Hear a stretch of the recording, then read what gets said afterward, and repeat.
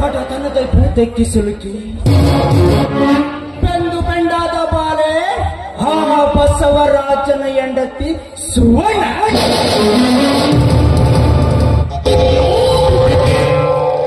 ಸುವರ್ಣ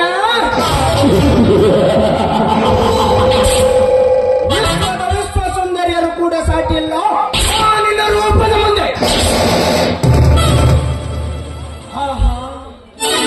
ಏನು ನಿನ್ನ ಮೈ ಮಾಟ, ನಿನ್ನನ್ನು ನೋಡಿದರೆ ಸಾಕು ತಲೆ ಹಲ್ಲಾಡುವ ಮುದುಕರು ಸಹ ಸೌಯ ಬೆನ್ನುತ್ತಾರೆ. ನಿನ್ನ ದೇಹ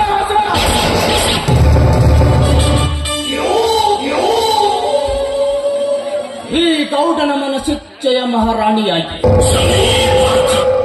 ಈ ಗೌಡನ ತೋಳ ಕಚ್ಚೆಯಲ್ಲಿ ನೀನು ನಲಿದರೆ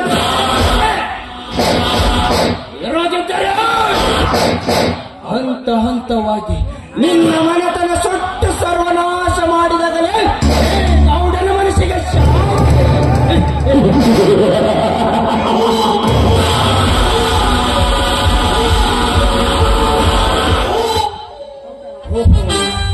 ಈ ಗೌಡನ ಆಸೆಯನ್ನು ಪೂರೈಸಲು ನನ್ನ ರಾಣಿ ಇತ್ತ ಕಡೆನೆ ಬರುತ್ತಿದ್ದಾರೆ. ಬರಲಿ ಬರಲಿ ಎಂದು ಮೇಕೆ ಈ ಗೌಡನಿಗೆ ಬಲಿ ಆಗಲೇಬೇಕು.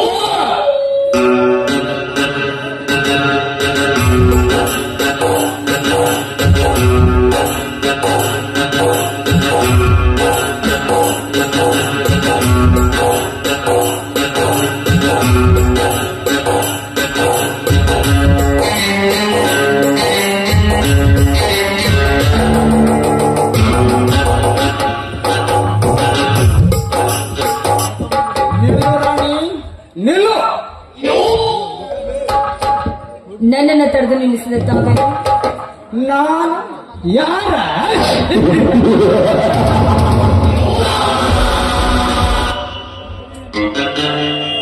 18ರ ಹೊರಗದು ತೊಮ್ಮೆ ತುಳುಕಾಡುತ್ತಿರುವ ನಿನ್ನಂತ ಎಲ್ಲ ನರಿಗೆ ಗೊತ್ತು ಗೌಡ ಗೌಡ ಯಾರೆಂದು. ಓಹ್, ನೀವಾ ಸಾವುಕಾರ ವೀರಭದ್ರ ಗೌಡ್ರು? ಹೌದು ಹೆಣ್ಣೆ, ಹೌದು ಹೌದು. ಚಿನ್ನದ ಬಿಸಿನೆಸ್ ಮ್ಯಾನ್ ಪಾಟೀಲ್ ವೀರಭದ್ರ ಗೌಡ. ಎಲ್ಲಿ ಗೌಡ್ರು ನನ್ನನ್ನು ತಡೆದು ನಿಲ್ಲಿಸಿದ ಕಾರಣ?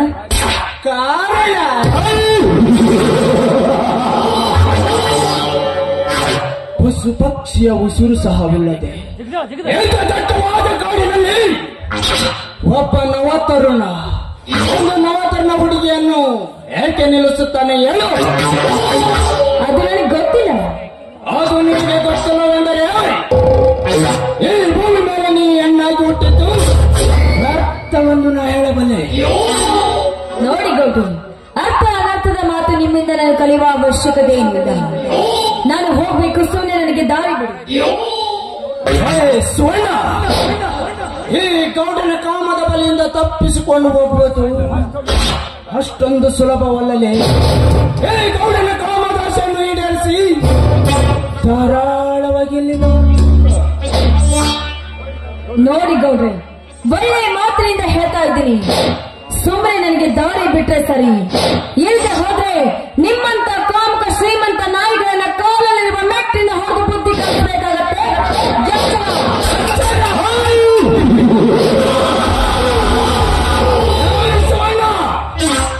ಎಚ್ಚರ ಎನ್ನುವ ಮೂರಾಕ್ಷರದ ಪದ ತಾಡುತ್ತಿರುವಾಗ ಈ ಗೌಡನಿಗೆ ಬೇಕಾಗಿರುವುದು ನಿನ್ನ ಮೈ ಸುಖ. ನನ್ನ ಒಳಗಿ ಸರಗಾಸಿ ಸುಖ ನೀಡು ಬರಲೇ.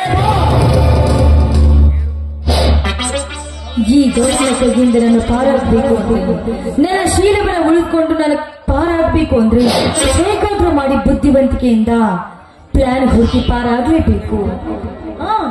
ಗೌಡ್ರೆ, ನಿಜ ಹೇಳಬೇಕು ಅಂದ್ರೆ ನನಗೂ ಕೂಡ ನಿಮ್ಮ ಮೇಲೆ ಬಹಳ ದಿನಗಳಿಂದ ಆಸೆ ಇತ್ತು.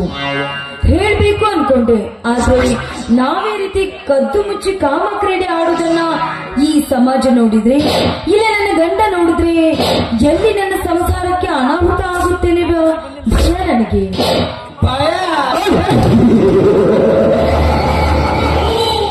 ಭಯ ಪಡಬೇಡ ರಾಣಿ, ಭಯ ಪಡಬೇಡ. 10,000 ಬೀಸ್ ಹಾಕುವ ಬದಲು 20,000 ಬೀಸ್ ಹಾಕಿದರೆ ಸಾಕು. ಕಂಡದ್ದು ಕಾಣದಂತೆ, ನೋಡಿದ್ದು ನೋಡದಂತೆ ಬಾಯಿ ಮುಚ್ಚಿಕೊಂಡು ಕುರಿಯಂತೆ ತಲೆ ತಗ್ಗಿಸು ನಡೆಯುತ್ತಾರಲೇ ಈ ಸಮಾಜದ ಮಾನವ ಜನರು. ಬಾ ಕೋಮಲೆ ನನ್ನವ. ಮಾತ್ರ ಪಡಬೇಡಿ ರಾಜ, ಎಂದಿದ್ರು ನಾನು ನಿಮ್ಮೊಬ್ಬಳೇ ಅಲ್ವೇ. ಈಗ ನಮ್ಮ ಯಜಮಾನರಿಗೆ ಬುತ್ತಿ ಕೊಟ್ಟು ಬರ್ಲಿಕ್ಕೆ ಅಂತ ಹೊರಟಿದ್ದೇನೆ. ಸಮಯವಾದ್ರೆ ನನ್ನ ಗಂಡ ಇಲ್ಲಿಗೂ ಬಂದ್ರು ಬರ್ಬೋದು. ಅದಕ್ಕೋಸ್ಕರ ನಿಮಗೋಸ್ಕರ ನಾಳೆ ನಮ್ಮ ತೋಟದ ಕಡೆ ಕಾಯ್ತಾ ಇರ್ತೀನಿ. ಬೇಗ ಬಂದ್ಬಿಡ್ಬೇಕು. ನನಗಾಕೋ ಇವಳ ಮಾತಿನ ಮೇಲೆ ಸಂಶಯ ಬರುತ್ತಲೇ ಇದೆ. ಹೇಗಾದರೂ ಮಾಡಿ ಉಪಾಯವಾಗಿ ಇವಳಿಂದ ಒಂದು ಗೀತೆಯನ್ನು ಆಡಿಸಿ ನಂತರ ಮನಸ್ಸು ತಂಪು ಮಾಡಿಕೊಂಡು ಹಚ್ಚಬೇಕು ಇವಳ ಶೀಲಕ್ಕೆ ಕೈ. ಗೌಡ್ರೆ, ನಾನೇನು ಬರ್ತೀನಿ. ನಿಲ್ಲಿಸುವಣ್ಣ. ಕಾಮದ ಹಸಿವೆಯಾಗಿ ಹಸಿವಿನ ದಾಹ ತೀರಿಸಿಕೊಳ್ಳಲು ಬಂದ ಈ ಗೌಡನಿಗೆ ಸಮಾಧಾನದ ಮೆತ್ತು ಹೊರಟಿಯಲ್ಲ ಸುವರ್ಣ. ಕಲ್ಲಾದ ಈ ಗೌಡನ ಮನಸ್ಸು ಕರಗುವಂತೆ ಒಂದು ಗೀತೆಯನ್ನಾದರೂ ಹಾಡೆ. ಗೌಡ್ರೆ, ಹಾಡು ಹಾಡಿದ್ರ ಖಂಡಿತವಾಗ್ಲೂ ನೀವು ನನ್ನ ಬಿಡ್ತೀರಾ? ಹೋ ಎಸ್, ಖಂಡಿತ ಬಿಡುತ್ತೇನೆ. ಆಯ್ತು ಗೌಡ್ರೆ, ನಿಮ್ ಇಷ್ಟದಂತೆ ಹಾಕ್ತೀನಿ.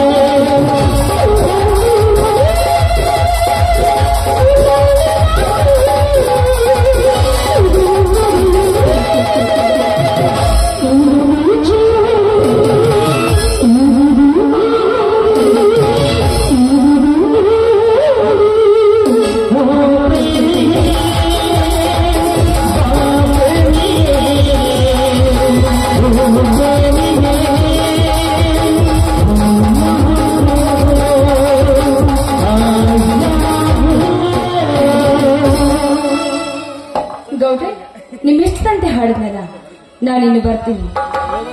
ನಿಲ್ಲು ಸುವರ್ಣ, ನಿಲ್ಲು. ನಾಳೆ ಎನ್ನುವ ಮಾತು ನಮ್ಮಿಬ್ಬರ ನಡುವೆ ಬೇಡ.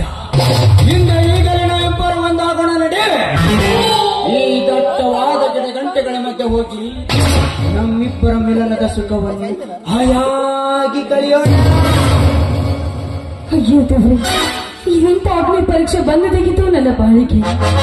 ಹೇಗಾದ್ರೂ ಮಾಡಿ ಇವನಿಂದ ಪಾರಾಗಬೇಕೆನ್ನುವ ನನ್ನ ಮನದಾಸೆ ಎಂದು ಸುಳ್ಳಾಗಿ ಹೋಯ್ತೆ. ಹೇಗೆ ಪಾರಾಗ್ಲಿ ದೇವ, ಹೇಗೆ ಪಾರಾಗ್ಲಿ? ಭಾಷಣ ಮತ್ತೆ ಜಯಚನ ಮಾಡ್ತಾರೆ. ಗೌಡ್ರೆ, ಅಲ್ಲಿ ಜಯಸಿಂಹನ ತಮ್ಮ ಇತ್ತ ಕಡೆ ಬರ್ತಾ ಇದ್ದೆ ನೋಡಿ.